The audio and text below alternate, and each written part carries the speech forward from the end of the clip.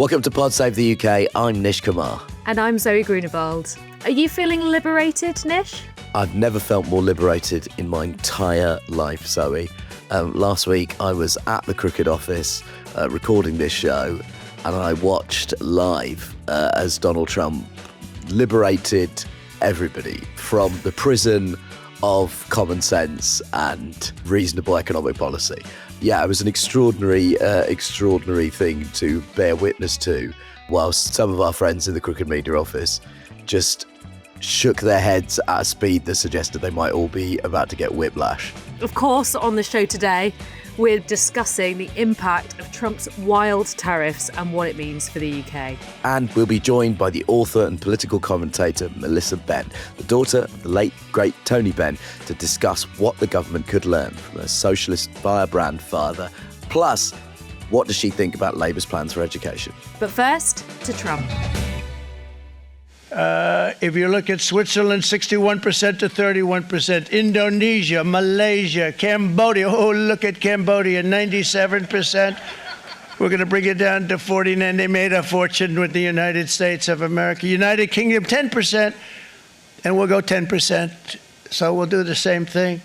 Yes, that was Donald Trump reading from a board in a manner that suggests he has never heard of several of the countries that he was reading the names out of, with all of the production values and, let's face it, the host's questionable sexual history of a 1970s British television game show host. As we record, and it really is important that we keep inserting that caveat, as we record, the UK is on a 10% flat tariff. The EU is on 20%. Certain imports like vehicles are levied at 25%. China is levied with a 34% rate, which is additional to the existing 20% duties on all Chinese imports to the United States. Trump has then threatened an additional 50% tariff on China. What do you make of all of this? This kind of trade war, the end of globalization, whatever phrase we're putting on it. There's a lot of people reacting with surprise, which I understand because logically, this is an insane thing to do, right? It makes no logical sense for Trump to implement tariffs. It's going to mean higher costs passed on to consumers in the US, which is something that he basically based his whole presidential campaign around, reducing costs. He's also given several conflicting reasons for this. So on the one hand, it's to encourage American manufacturers to create more and be more self-sufficient, and it's kind of protectionist. On the other hand, it's to get the US a better bargaining position on the world stage so they can have better trade. You know, the two positions don't align. As you said, as we're recording, those are currently the rates in place, but this could all move depending on who bends the knee to Trump, what reasons he's actually implementing these tariffs. You know, if this is genuinely an attempt at American protectionism, he may well stay firm. But if it is actually a bargaining tactic, or just because he wants to blow everything up and, you know, have people basically come groveling to him, then we might see some movement in the next few days. But what is very, very clear is that the world is now incredibly dependent on a man who just can't be trusted to do anything in the ways that we expected. You know, one of the tariffs he put on, we've got the same rate tariff as an island that is basically entirely populated by penguins. Yes. Trying to make any sense of this, Nish, is hopeless. So all we can really do is just say, you know, we told you so. The Penguin Island has made a lot of news over here because it's in this part of the world. Look, Trump has said repeatedly that he will not back down on these tariffs and keeps using the phrase, sometimes you have to take your medicine, which famously was not his attitude during the coronavirus pandemic, where he suggested we all drink bleach. Trump has claimed that Keir Starmer is very happy about the tariffs. Now, based on what Keir Starmer has been saying, I'm not sure how happy he is. Here's the Prime Minister speaking on Monday. When it comes to the US, I will only strike a deal if it's in our national interest, if it's the right thing to do for our security, if it protects the pounds in the pocket that working people across the country work so hard to earn for their family. That is my priority. That is always my priority.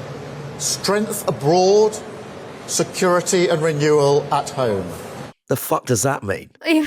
So that was Keir Starmer speaking at the Jaguar Land Rover factory on Monday, where he announced a relaxation of rules for electric car sales as his response to Trump's tariffs. Well, it's not exactly thrilling stuff. And is he even doing enough? He said multiple times that nobody wins from a trade war and speaks about working with key partners to accelerate trade deals across the world. He also says the government wants to turbocharge the support it's giving to the British economy, and he's talked about bringing the industrial strategy forward. But we know that the UK stock market, like the rest of the stock market, has seen a roller coaster in reaction to the tariffs. And I know, poor corporations, but this will indirectly affect so many of us. Our pensions, our investment funds are all likely to be hit. First of all, I think, and I include myself in this, there is a strong rump of our listenership that has responded to the phrase pension fund by laughing themselves hysterically. Stock market shares does seriously impact the pension funds, which obviously seriously impacts the only bit of the British electorate that any of the major party seems to care about, which is retired people or people who are about to retire. Just purely assessing the political situation that Keir Starmer is facing at the moment, is there an argument that it would be good politics for him with the electorate to actually talk a bit tougher with Trump? Or do you think, given that we've ended up with 10%, that actually we have to consider this whole thing to be a real strategic coup for Keir Starmer, and actually that will eventually translate into a polling bump for him? I think there are sort of good and bad things that Labour can take out of this. The good thing is that they can do what Rishi Sunak and Boris Johnson did with economic decline by basically pointing to COVID and the war in Ukraine and saying it's not our fault if prices rise. I think also there's a possible bump they might get from reform. You know, Nigel Farage is inextricably tied to Donald Trump for a lot of people. Yeah. You know, Nigel Farage has been very quiet recently. I knew there was something I was feeling good about. I couldn't put my finger on it, but I knew there was something I was feeling good about. The tough stuff is that people don't like Donald Trump, and people don't like to see their British Prime Minister sort of kissing the ring when it comes to any leader really, but especially the bully that Donald Trump is now being perceived as. The problem is, you know, it's the B word, that's the elephant in the room. France and Germany can be stronger on this because they're part of a trading bloc. We, on the other hand, are stuck between the US and the EU, and we're kind of trying to keep both sweet and kind of trying not to move too quickly. And that means having to be very diplomatic. And I think it might come back to bite Starmer because he was doing all this schmoozing, you know, and he still got a 10% tariff. And the question is, what is he going to have to do to get that tariff reduced? Is it going to be dropping the digital services tax? Well, people won't like the idea of tech billionaires or tech companies not paying their share when everybody else is dealing with the rising costs of a global trade war and a potential global recession. Surely now, at last, it's time to rip up these fucking fiscal rules. Like, surely it's absolutely unfathomable that we can be talking about a world that's completely changed. We're talking about the collapse of, you know, really the last kind of 40 years of global trade policy. Surely that is reason enough for Keir Starmer and Rachel Reeves to ditch their goddamn fucking fiscal rules that they seem to have, like, it's like a chastity chain that they've locked their genitals into. The friction caused by the dry humping against the metal is doing serious damage to us as a nation. Well, thank you for that image. And while I ponder that, I've lost my train of thought. Okay, fiscal rules. The Guardian have reported the government are debating whether to change fiscal rules to boost growth. But even with a relaxation to fiscal rules, you know, we're still looking at a lot of economic pain. So fiscal rules are all very well, but I think there's still going to have to be some tax rises. And the autumn's going to be really key for that because so much changes in a week. What is going to happen between now and the autumn, or now and next spring? Just focusing on the kind of domestic political situation as it relates to the fallout of this. The government doesn't appear to be completely united over how to respond to Trump. Foreign Minister David Lammy has told reporters that he regrets the return to protectionism in the United States, which then prompted Downing Street to reject his assertion. So everybody's getting regretted and rejected. Is Lammy now in a tricky spot? Because Lammy has sort of previously been seen as Keir Starmer's kind of conduit into the Trump administration, particularly because of his friendship with JD Vance. Yeah, it's interesting. I mean, I would say if I had to put money on it, I'd probably say if there was another big reshuffle, I don't think David Lammy would be foreign sec anymore. The point about JD Vance is interesting. Yes, they seemingly get on, but the question of how tight JD Vance and Trump are these days, I think, is also an interesting one. So I wonder if Starmer would potentially want a foreign secretary who obeys the messaging a bit more going forward. Whether it would be a case of him leaving his role soon, I don't necessarily think so. You know, I think at this point, the Labour government want to seem really united. And I don't think it's like an all-out war between David Lammy and Keir Starmer or anything like that. So we might not see a reshuffle for a long time. So you've referenced that Starmer wrote an op-ed in The Telegraph. He said, "The world we know it has gone." It almost sounds like a sort of rejected Morrissey lyric. But there is this claim being made this week, not just by Starmer in his op-ed piece, but by various economists and economic journalists that were witnessing the kind of end of globalization. Is that it? Has Trump entered it with one kind of A0 piece of cardboard? The reason why, you know, this is different from the kind of interwar period where we saw similar trends, which was like, you know, post big global event, you see countries getting slightly more isolationist, slightly more suspicious, I guess, of their neighbours. We now have tech, which is so much more advanced, and citizens are much more socially connected to other countries than before. And we're seeing these kind of transnational movements, ideas, ideologies, where people are creating communities that cross borders. There's even the billionaires who want those kind of global nomad citizenships as well. So whether we'd ever go back to a fully kind of isolationist time, I don't think so, because I think the horse has bolted. Like now people are talking to each other all over the world. So you might get countries going a bit more protectionist in terms of their industrial strategy. But I wonder if we'll ever see citizens being very kind of country focused again. Like it feels with social media that it's not really possible. When it comes to Trump, my assumption is always the worst possible outcome for everybody. But just hearing you start that conversation by talking about the collapse of a particular 1990s style of globalized capitalism, is that something the left should be celebrating? Is Donald Trump the hero to the Generation X left that defined itself by an opposition to the WTO? The reason the left tended to not like globalization, it wasn't, well, obviously you were saying, it wasn't because it was global, it's because it was entrenching inequality and benefiting the rich. And I think now it's interesting because the left are often the people who are now kind of championing, actually we need to be closer to the EU, because I think they see a future built on shared values.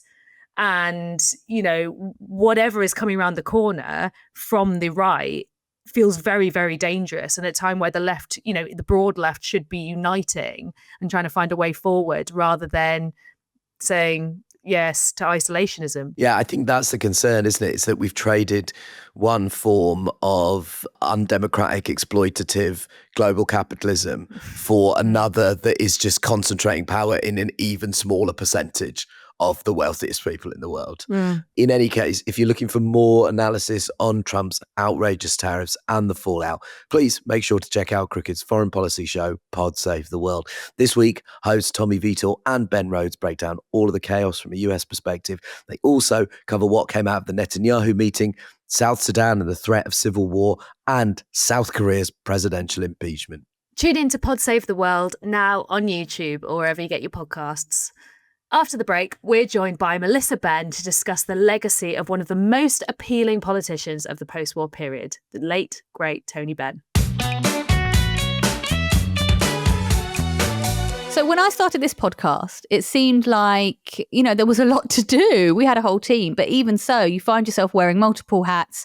You're working through a task list that just seems to go on and on and on. As soon as you tick something off, a new one appears.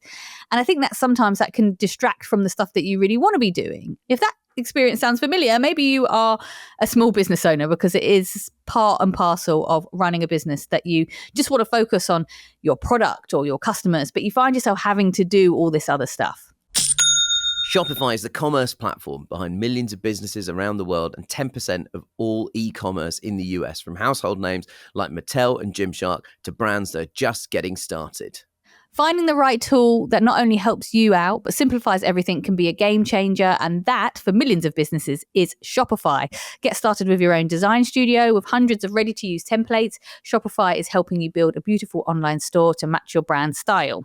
Accelerate your content creation. Shopify's packed with helpful AI tools that write product descriptions, page headlines, and even enhance your product photography. Get the word out like you have a marketing team. Easily create email and social media campaigns wherever your customers are scrolling or strolling. And best yet, Shopify is your commerce expert with world-class expertise in everything from managing inventory to international shipping to processing returns and beyond.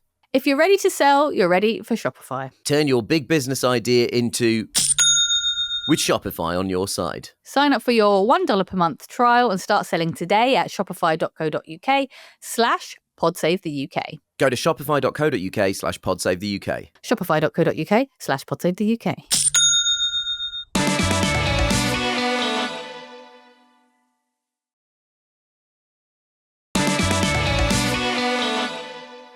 The legendary socialist politician Tony Benn, once called the most dangerous man in Britain by the Daily Mail, would have turned 100 last week. He was a Labour MP for over 50 years, holding several significant cabinet posts in the 1960s and 70s, and even competing for party leadership in 1988. Benn died in 2014, aged 88, but he continues to influence politics and a new generation of activists with his radical vision for justice, equality, and peace. A centenary anthology put together by his daughter, the author and political commentator Melissa Benn, is a reminder of his political potency today. And she's joining us now. Melissa, welcome to Pod Save the UK. Thank you very much for having me. I'm thrilled to be here. Melissa, your father received a review from the Daily Mail that even I have not received. The most dangerous man in Britain. Quite an extraordinary turn of phrase. I know, and look at that friendly face. I'm just holding up the cover. Don't know if it was the Mail. I think it might have been Kingsley Amis who first called him the most dangerous man in Britain. Kingsley Amis, the novelist, Martin Amis's dad. But it's true that there was a period where he was considered dangerous. And that was when I was a teenager. I lived through all that. Why do you think he was considered dangerous? Because to people my age, his political beliefs were certainly very front and centre and very formative to a lot of us. My earliest memory of him is having a sort of initially hostile and then quite genial interview with Ali G. Do you know, I think the Ali G interview was quite a moment in his life because most people did not come out well of an Ali G interview. And I sometimes try to work out why he did. I think it was because he didn't make concessions to Ali G. He just said what he wanted to say. And I don't know, he just had a way with him. But why was he considered so dangerous? I think because he was sincere, he was very radical, he became more radical, he had real political experience behind him. He'd been an MP from 25. He was the baby of the house. He'd been, as Zoe mentioned, a minister in the 60s and the 70s. And his views evolved. People often suggested that he was a sensible centrist politician who went crazy on the hard left shoulder of British politics. Actually, if you look through his life, which I did to write the introductory essay, he was always quite radical. But he became more radical, and being a minister really changed his view of the way everything worked, the economy, the civil service, the media. And then he became so radical that he left the Labour Party behind, or the Labour Party left him behind. But from that point on, he then became more of a teacher and a preacher. And, you know, he was a fantastic speaker. I think I can say that. Even as his daughter, I can't be objective, and you wouldn't expect me to be. And it's a bit of a rare gift, actually, when you look at our current leaders. There's not many of her, she said politely. In the introduction to this book, you write that your father's ideas have become more relevant as we move into what may be the most dangerous phase in global human history since the Second World War. I mean, we're talking this week as Donald Trump's tariffs rock the world, and Keir Starmer has declared a new era of global instability, saying that the UK can't be coward and must seize new opportunities. Well, just two parts, I think, that I want to ask you about. One is, What have you identified in what we're moving through at the moment collectively that makes this the most dangerous phase in human history since the Second World War? And how do you think the ideas that your father stood for most staunchly come to bear or have things to say about the time that we're living in? I mean, what is not dangerous about where we are now? Everything. Trump's craziness, the chaos, Russian invasion of Ukraine, growing inequality since 1980, Labour welfare cuts. Where do we stop? Where do we begin? That's the first part of the question. I think that's easier than answering part B, Nish, which is what in his thinking would help us.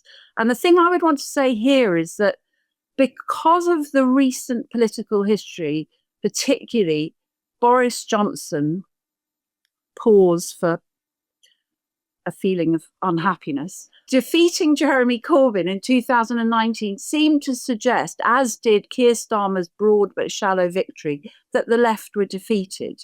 And actually, I am now old enough to see and to remember my father saying, all politics is cyclical. And I now see a role again for the left at this moment. I can tell you what he would have thought about domestic politics and what the left are thinking about domestic politics.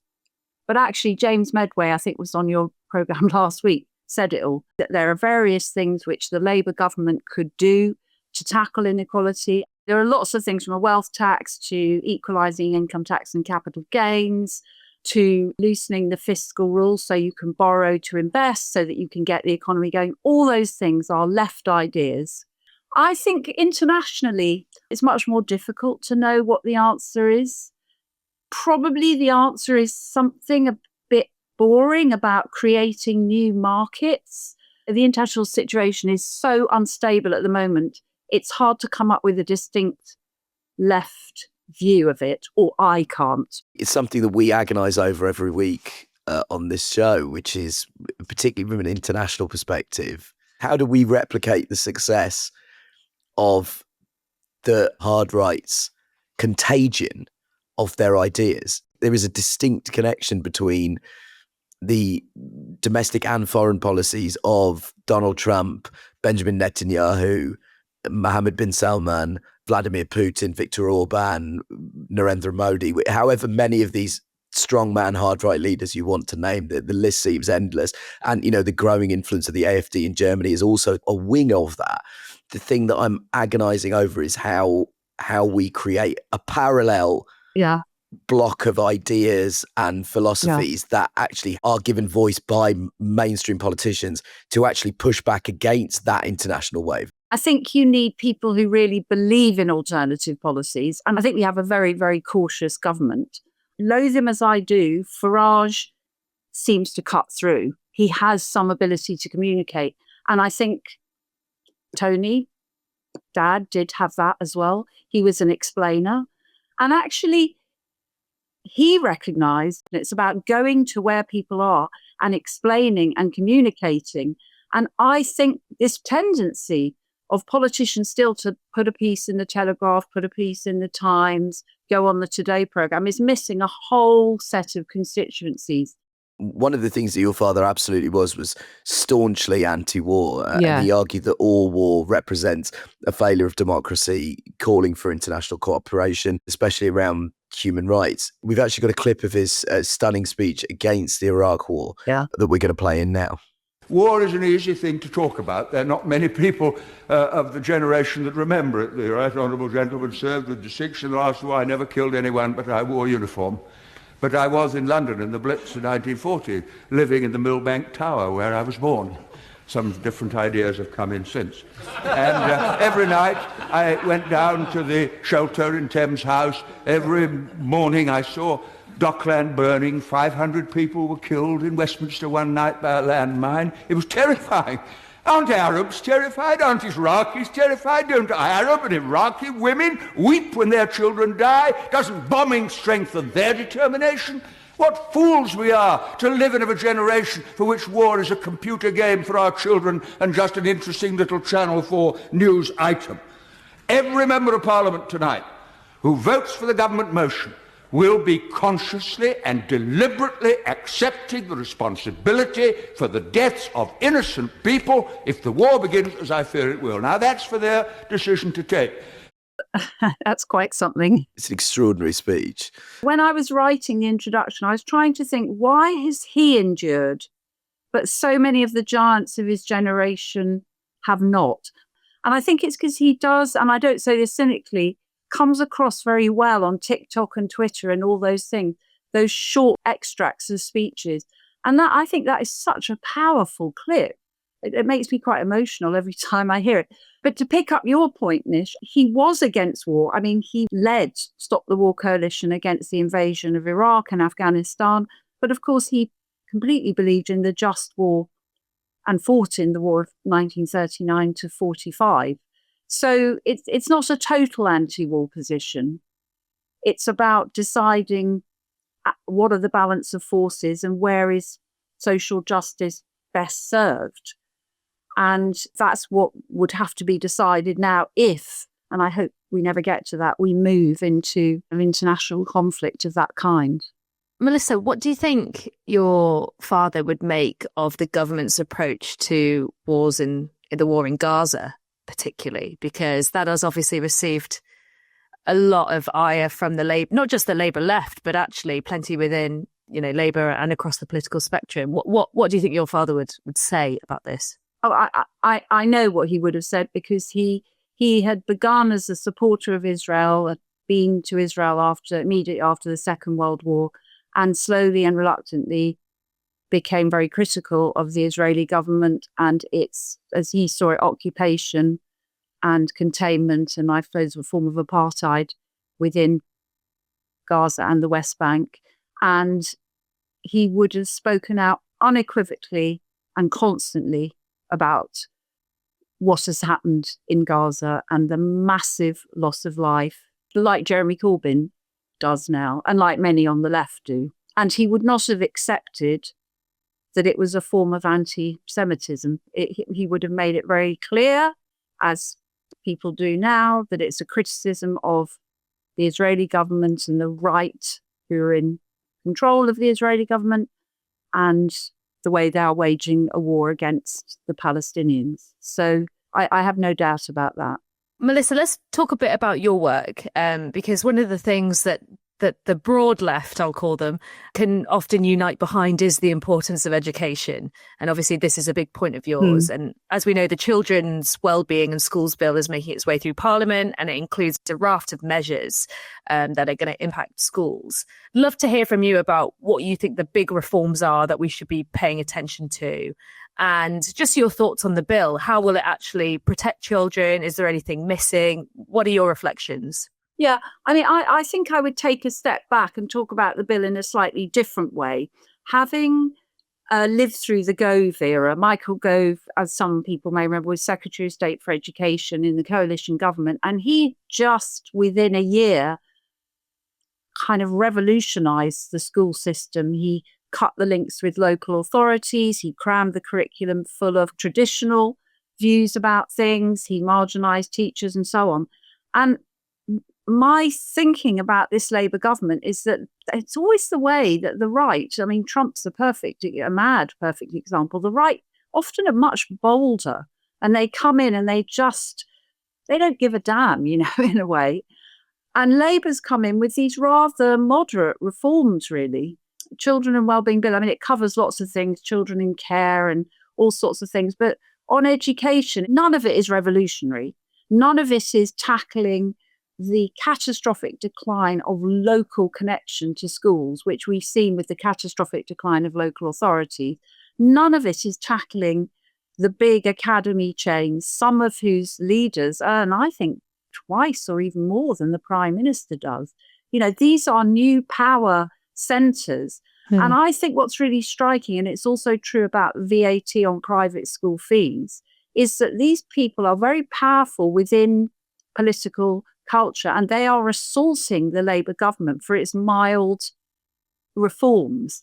They don't like Bridget Phillipson because she and Rachel Reeves are quite tough about the 20% imposition on private schools. certain figures like Catherine Birbalson, which some of your listeners might know of, who is a quite, let's say, controversial head teacher in my borough of Brent, has said that Bridget Phillipson and Becky Francis, who's leading the curriculum review, will destroy our schools. It's crazy. It's the Gove, there should be a word for it, Gove universe. The people that Gove enabled and promoted, who now have quite a lot of control of our education and a very clear view of what education should be like, which is a kind of diluted private school approach for the masses. They are just not going to let Labour do something a bit more democratic and inclusive. We should say one of Gove's, one of the people he emboldened most publicly, one of his great mentees, Kemi Badenoch, has said that this is an act of vandalism where deprived children will pay the price. Melissa, is it worth just engaging with us for a second in what this bill actually does positively that seems to have wound Kemi up to such an extent? What does the bill do? It says that all schools should teach the national curriculum, that schools shouldn't be allowed to have exceptions. It says that you should have qualified teachers in every school. It's talking about bringing in free breakfast clubs in every school. And it's saying that schools should not be allowed to propose and enforce branded uniform that's very expensive for the thousands of children from homes that are struggling with the cost of living. I mean, that is not revolutionary stuff. A lot of head teachers who are not within that Gove universe have said this is a kind and thoughtful bill and that it should be supported. So I don't think we should listen to those hysterical voices on the right about what Labour are doing on education. And similarly, I was looking up the figures today about VAT on private schools. Huge fuss about that. Huge fuss.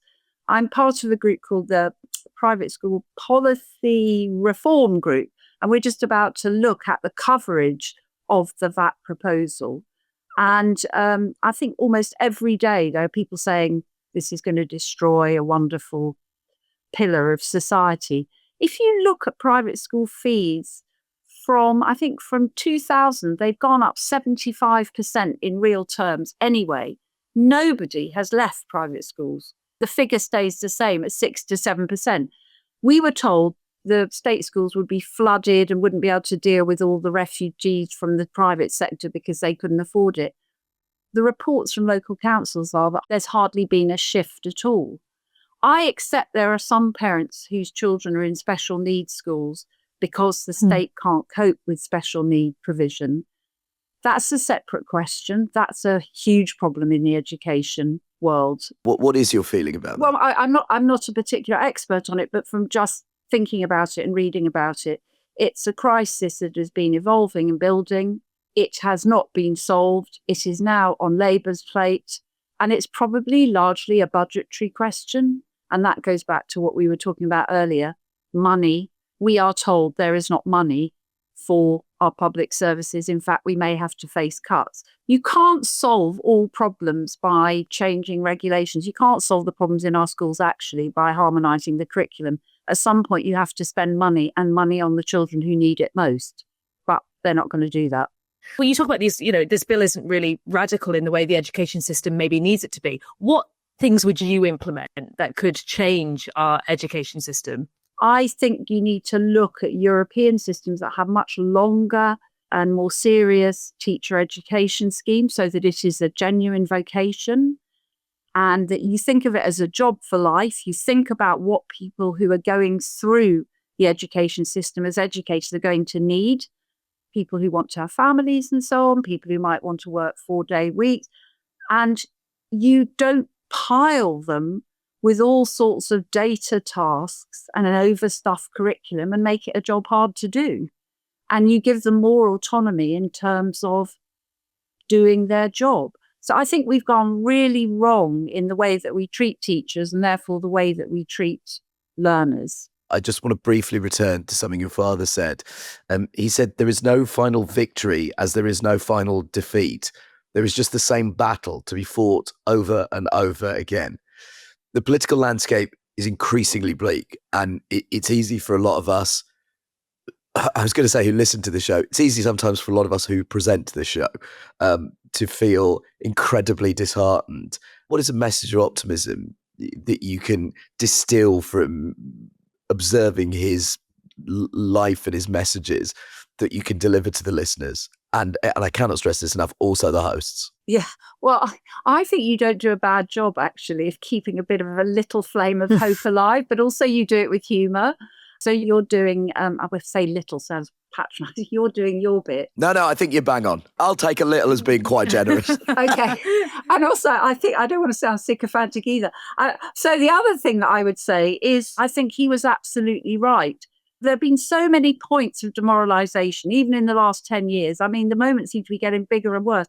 But there is no final defeat. And I think that's something else the left have to do is think what are the cells and communities and groups and constituencies where we can start to talk about resistance, but also generate good ideas for change, spread some radical ideas, do it with hope and humour.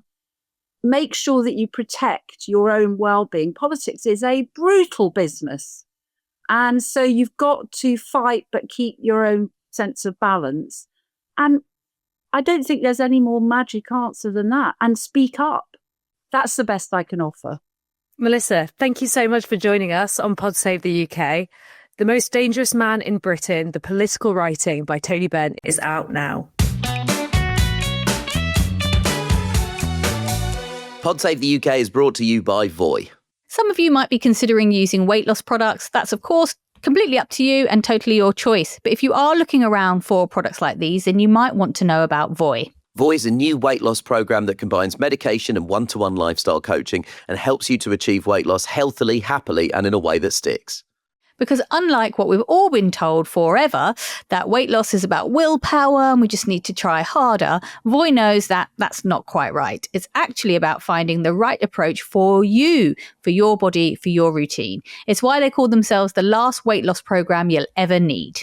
Through coaches and doctors, you'll get the support you need to stay on track. With one-to-one coaching in the Voy app, Voy has already helped over 70,000 people lose weight and keep it off. Get started now and get an exclusive discount on the Voy program when you go to joinvoy.com/PSUK. So that's JOIN Voy, VOY.com/PSUK. Treatments will only be prescribed if deemed appropriate by a qualified healthcare professional following a consultation. Joinvoy.com/PSUK to get started.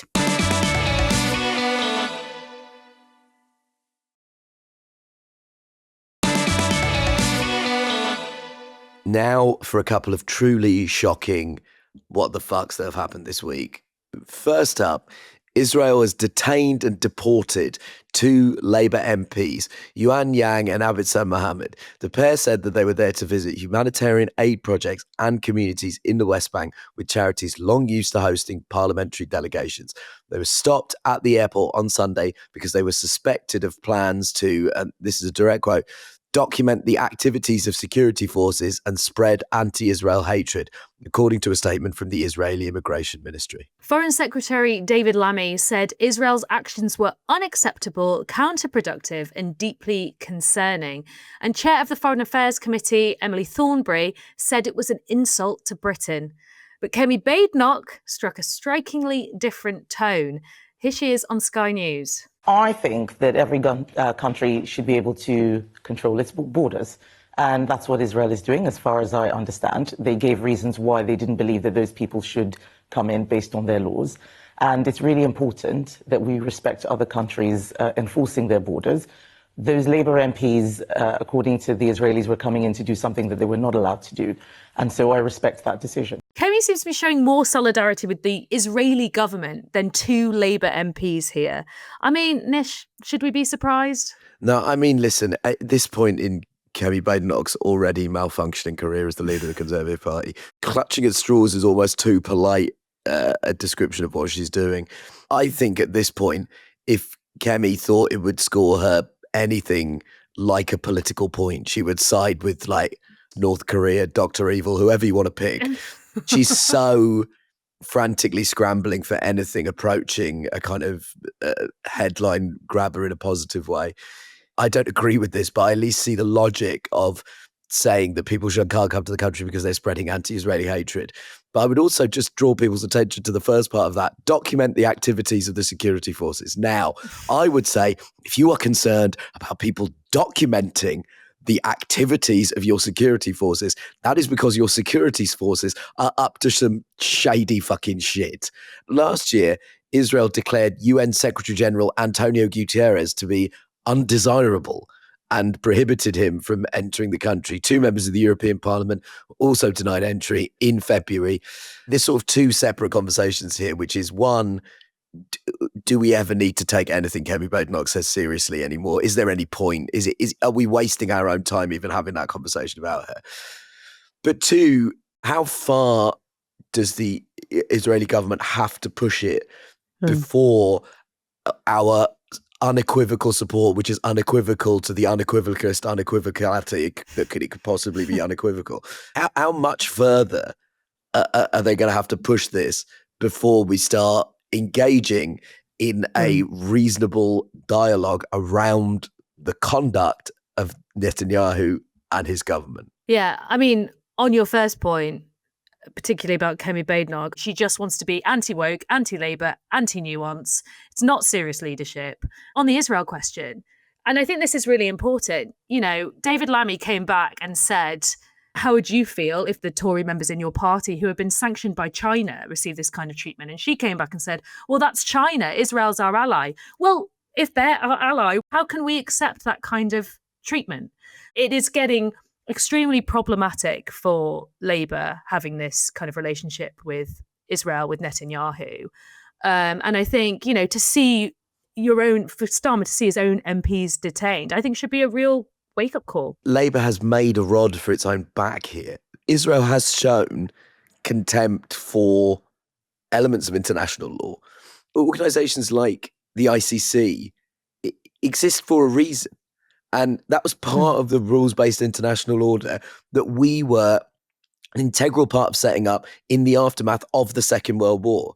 So if the ICC issues arrest warrants and Keir Starmer is dismissive of those, he is essentially writing blank checks for Israel to behave in any way, shape or form it sees fit. Some of this is chickens coming home to roost for Keir Starmer. I think that's absolutely true. And I think it's worth pointing out that Yang particularly, one of the things that she said in Parliament was that she wanted a ceasefire and that it was absolutely imperative that journalists be allowed into the region to make sure that, that there is the highest levels of scrutiny and accountability when this conflict is going on. And the UK, like the US, has involvement there. And to have that MP turned away, detained and deported at the border for asking for that minimal bit of scrutiny is extraordinary. And I think tells you a lot about a country that, as you say, Nish, we are supporting, that we are providing military support to, and that consistently is showing disregard for international order and international law. And I think with Keir Starmer's background as a human rights lawyer, it is extraordinary to me that he would turn a blind eye to it. And it's something that is going to infuriate a lot of MPs. On Monday, a team of human rights lawyers from The Hague delivered a landmark verdict to the Met Police's war crimes team, making accusations of war crimes against 10 Britons who served in the Israeli military in Gaza. This is something that should be really concerning us as a country, right? Absolutely. So this was a 240-page dossier reported on by The Guardian that alleges some extraordinarily chilling things. So targeted killings of civilians and aid workers, including by sniper fire, indiscriminate attacks on civilian areas, including hospitals, between October 2023 and May 2024. I mean, things that a lot of people were warning about and were saying that were happening. It really is horrific to read. And of course, Israel has persistently denied that its political leaders or military have committed war crimes during its assault on Gaza, in which it's killed more than 50,000 people, of course, most of them civilians. And before we go, it's just worth saying we're 9 months into this parliament now.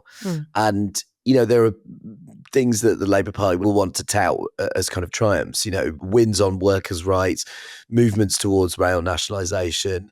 But I guess, Zoe, before we go, just why are they not doing more things? Is this what it always looks like to have your face pressed up against the glass of British politics? Or do you think there is something in this idea that the Labour government is not moving at the rate that we would hope, expect, or even need as a country? Yeah, I think there's two things. So the first is the factors that are sort of in their control. And that is that I think there is just a lack of ambition and a lack of desire to be radical in the Labour government. I think there is, that Ming vase analogy that is always trotted out is still carried over into government. It's this feeling that change has to be incremental at a time where a lot of the country feel like they don't have the patience, or maybe they just don't even think they can survive incremental change. When you're talking about people working several jobs and still having to collect universal credit, or people not being able to heat their homes, or people having their benefits taken away, a lot of people feel like they just actually might not survive without a radical change to the way society operates and the way politicians operate. So we've seen that in, things like planning reform and the Employment Rights Bill. These things will make a difference, but they're slow and they take a long time and they have a lot of players, and Labour wants to make sure everyone's happy. And I think it's just that maybe that sort of nervousness. I'm sure it's also because of the sort of right of the Labour Party taking control as well. They're obviously much more kind of worried about pragmatism and business and things like that. I think it's also to do with the fact that there isn't a lot of old hands in this government. And then the other thing is that all the reasons we've just spoken about, Nish, which is that the pace of global change continues to divert the government's agenda every week. Every time Rachel Reeves finds some fiscal headroom, well, it gets wiped out by something somebody's doing on the other side of the world. Trump has completely turned their plans upside down. There is stuff happening, the schools bill, employment rights bill, renters reform, planning stuff, good progressive stuff that can make a difference. Part of it is that we're just not talking about it much because the news is what's happening in the rest of the world. But it's also that they feel the need to get everyone on side. And I think that slows things down. Well, look, it's Easter. That's the time of rebirth. So, yes. Fingers crossed, we'll be coming back. We'll be coming back into a reinvigorated Keir Starmer, or indeed an invigorated for the first time Keir Starmer. But that is it. Thank you so much for listening to this week's show. Stay tuned for a mailbag special next week, where Coco and I will be answering all of your burning questions. And don't forget to follow Pod Save the UK on Instagram, TikTok, and Twitter. And we're on Blue Sky now too. So follow us at podsavetheuk.crooked.com if you want more of us. And make sure you subscribe to our YouTube channel. Pod Save the UK is a reduced listening production for Crooked Media. Thanks to senior producer James Tyndale and producer May Robson, with additional research from Nada Smiljanich. Our theme music is by Vasilis Fotopoulos. The executive producers are Tanya Hines, Madeleine Herringer and Katie Long, with additional support from Ari Schwartz. And remember to hit subscribe for new shows on Thursdays on Amazon, Spotify or Apple, or wherever you get your podcasts.